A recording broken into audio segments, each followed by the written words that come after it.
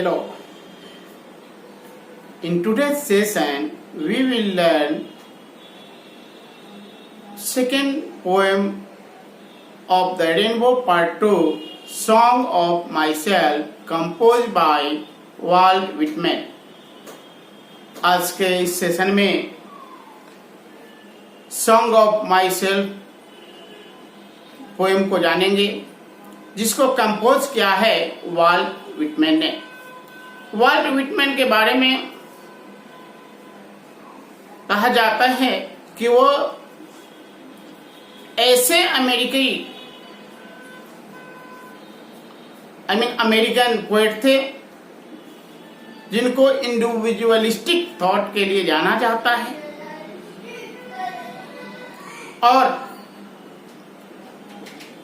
अब तक जो अमेरिकन पोएट हुए उनमें इस मैटर में वाल्ट विटमैन का स्थान प्रथम आता है। वाल्ट विटमैन का बर्थ 1819 में हुआ था और इनकी डेथ 1892 में हुआ था। माइंड करेंगे कि यह अमेरिकन पोएट थे। इनके लाइफ में बहुत सारे अप एंड डाउन्स आए। शुरुआत में ये कारपेंटर का काम किए, और उसके बाद प्रिंटर का काम किए, टीचर का काम किए, एडिटर का काम किए, और जब सिविल वार हुआ तो उस समय में वो वॉलंटियर के रूप में भी काम किए।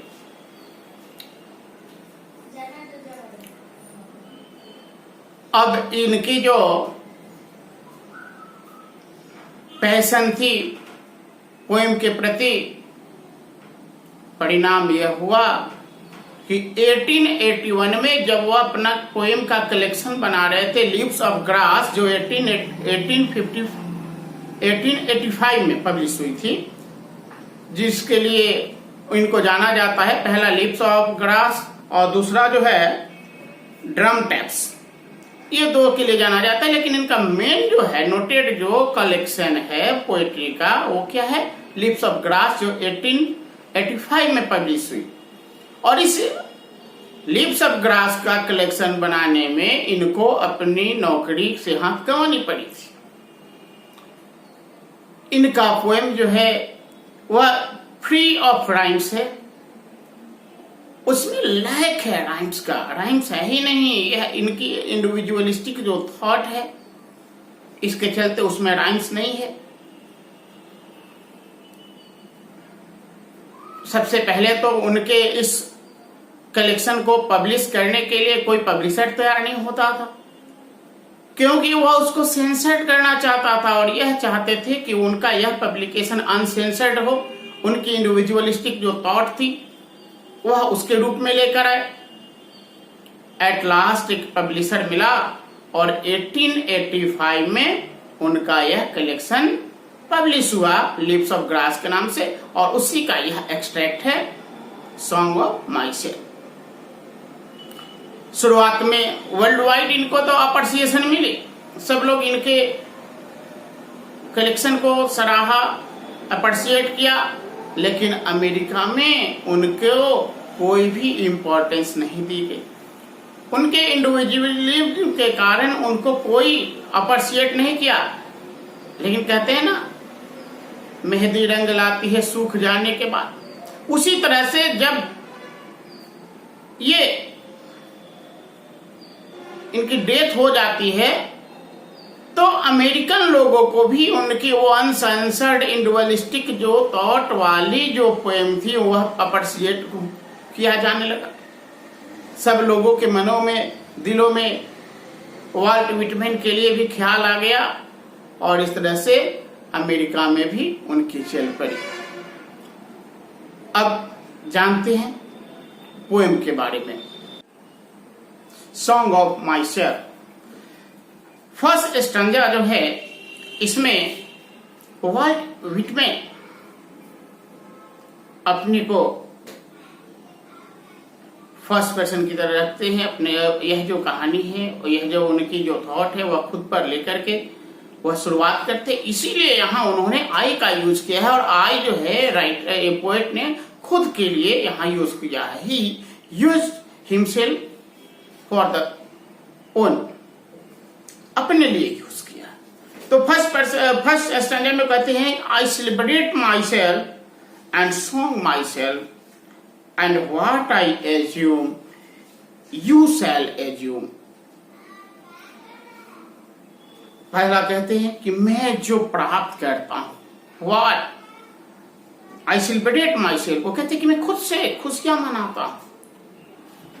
आई सिंग माई सेल्फ, और खुद से गाता हूं। मतलब वह कहते हैं कि क्या है, वह खुद ही खुशियां मनाते हैं, खुद ही गाते हैं। और वह यह कहना चाहते हैं कि and what I assume you shall assume, और यह गाकर खुशी मनाकर जैसा मैं महसूस करता हूं वैसा आप भी महसूस करोगे। यहां जो है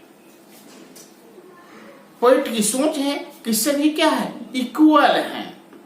सभी क्या है, इक्वल है। क्योंकि वह सिविल वार में पार्टिसिपेट कर चुके थे एज ए वॉलंटियर, तो अनइक्वलिटी जो वहां एज ए स्लेव और बाकी लोगों के बीच में जो अंतर को उन्होंने देखा था, उसको उन्होंने रियलाइज किया था, लोगों की थॉट को समझा था। और तब उन्होंने अपनी थॉट को इस पोएम के माध्यम से बताने का प्रयास किया। और उन्होंने यह प्रयास थी कि सभी लोग एक दूसरे को समझे और सभी क्या रहे, जस्ट लाइक ब्रदरेन, भाई की तरह रहे, भाईचारे का समावेश हो। तो इसीलिए फर्स्ट स्टैंजा में उन्होंने शुरू किया I celebrate my self and Singh my self and what I assume you shall assume. मैं खुशियां मनाता हूँ, मैं एंजॉय करता हूँ, मैं सेलिब्रेट करता हूँ और खुद से गाता हूँ, खुद से सब कुछ करता हूँ। और जैसा मैं महसूस करता हूँ, जैसा मुझे प्राप्त होता है वैसा भी आपको प्राप्त होगा। Assume, to feel, adopt. तो for every atom belonging to me as good belongs to you. और वो कहते हैं कि जो मुझ में है वह आप में है। वह प्रत्येक कण, प्रत्येक चीज जो मुझ में व्याप्त है वह आप में भी व्याप्त है। फिर अगले स्टैंजा में कहते हैं आई लोव, यहाँ लोव का मतलब क्या, सोचना, think. I love and invite my soul. वह कहते हैं कि मैं अपने अंतरात्मा में सोचता हूँ, मैं अपने मन में सोचता हूँ। I lean and loaf at my ease, I lean and loaf at my ease observing spear of summer grass. फिर वह कहते हैं कि मैं समर की ग्रास की तरह, ग्रीष्म ऋतु में जो घास होते हैं, खरपतवार होते हैं, उसको देखते हुए वो कहते हैं कि मैं उसको देखकर क्या करता हूँ, उस पर टिकता हूँ, उसके सहारे खड़ा होता हूँ और सोचता हूँ, उसको अवलोकन करता हूँ। अब यहाँ जो है यह स्पीयर क्या है, यह जीवन में क्या है, सुख है तो दुख भी है। मतलब जिस तरह से हमें खुशी प्राप्त होती है उस तरह से दुख भी है। जीवन जो है उतार चढ़ाव से बना है। जीवन में खुशियां भी हैं और गम में हैं, उतार चढ़ावों से भरा हुआ है। उसको समझाते हुए वो कहते हैं कि I lean and loaf my at my ease, में झुकता हूं, सहारे खड़ा होता हूं और सोचता हूं अपने आराम के बारे में। स्पीयर ऑफ समर ग्रास, ग्रीष्म ऋतु में जो वो नुकीले, जो भाले की तरह जो पतझड़ पतवार होते हैं। My tongue every atom of my blood. फिर उसके बाद वह कहते हैं कि यह मेरी जो जिह्वा है, जो जुबान है, मेरा every atom of my blood, मेरे रक्त का, खून का एक एक कतरा, एक एक कण, फॉर्म फ्रॉम द सोल, इसी मिट्टी से बना है। And this soul born here of parents, soul and this air. और यह जो है इसी मिट्टी से, इसी हवा से बनी है। बर्न हियर ऑफ पेरेंट्स, और यही के माता पिता से हुआ। Burn here from parents the same, और वह भी एक ही माता पिता से उनका जन्म हुआ है। And their parents the same, और उनके माता पिता भी एक ही हैं। यहाँ वाल्ट व्हिटमैन समझाते हैं कि हम सभी क्या हैं, मानव हैं, सभी एक दूसरे से मिले हुए हैं, सभी का जो यहाँ जन्म हुआ है एक दूसरे से हुआ है और अंत में आकर सब एक है। वह इक्वलिटी को दर्शाना चाहते हैं, बराबरी को बताना चाहते हैं। अनइक्वलिटी जो पहले बताया था कि सिविल वार के टाइम में जो उन्होंने फील किया था इनइक्वलिटी, उसको वह फील कर रहे हैं और उस अनइक्वलिटी से उनको बहुत कष्ट हुई थी। उस कष्ट को लेकर वह लोगों को समझाना चाहते हैं, अपनी बातों को समझाना चाहता है कि हम सब एक हैं। वो समझाना चाहते हैं कि हम सभी एक हैं, हमारे माता पिता, हमारे पूर्वज सभी एक हैं और हम सब एक ही समूह के हैं। फिर आगे कहते हैं, I now 37 years old in so perfect health begin. कहते कि अभी हमारी उम्र 37 वर्ष हो गया है और मैं बिल्कुल स्वस्थ हूं, मुझे कोई परेशानी नहीं है।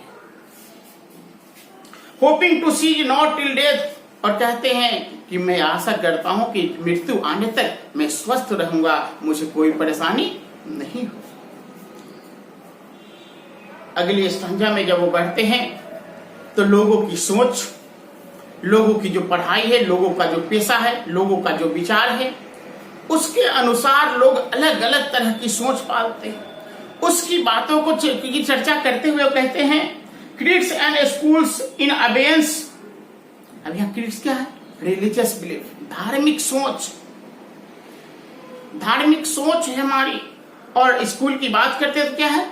हमारी जो सोच है, हमारे जो विचार हैं। तो यह कहते हैं कि creeds and schools in abeyance हमें क्या करता, हमारे विचार, हमारे धर्म हमें, हमारी सोच को रोक के रखते हैं। धर्म के अनुसार सोच का जो असर है, हम धर्म के हिसाब से, अपनी फ्रेंचाइज के हिसाब से, उसके अकॉर्डिंग हम सोचते हैं, हम क्रियाकलाप करते हैं, जो हमें क्या करता है? रोकता है। Retiring back while sufficient what they are, और यह पर्याप्त है इतना उस चीज को समझने के लिए कि वे क्या हैं।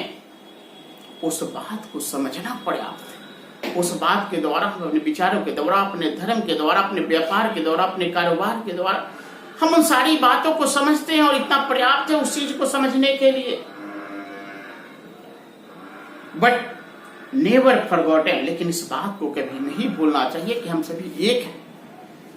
धर्म है, विचार है, व्यापार है, सब कुछ है, कम्युनिटी है, क्रीड है, सब कुछ है, लेकिन यह नहीं भूलना चाहिए कि हम सभी एक ही पूर्वज के हैं, एक हैं।